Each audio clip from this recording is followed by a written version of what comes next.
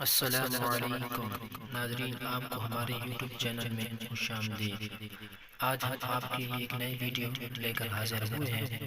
یہ ویڈیو ہے تکبر کی چال کا انجام۔ اگر یہ ہماری ویڈیو اچھی لگے تو ہمارے چینل کو ضرور سبسکرائب کرنا۔ چلتے ہیں ویڈیو کی طرف۔ حضرت ابو ہریرہ رضی اللہ تعالیٰ کہتے ہیں کہ رسول اکرم صلی اللہ علیہ وسلم نے فرمایا، ایک شخص دو دھاری دار کپڑوں میں ملبوس اطراحت اور اکڑ کے ساتھ چل رہا تھا، نیز وہاں کپڑوں کی انتہائی اور برتر سمجھ رہا تھا کہ اس کے نفس نے اس کو غرور خود بینی میں مبتلا کر دیا تھا۔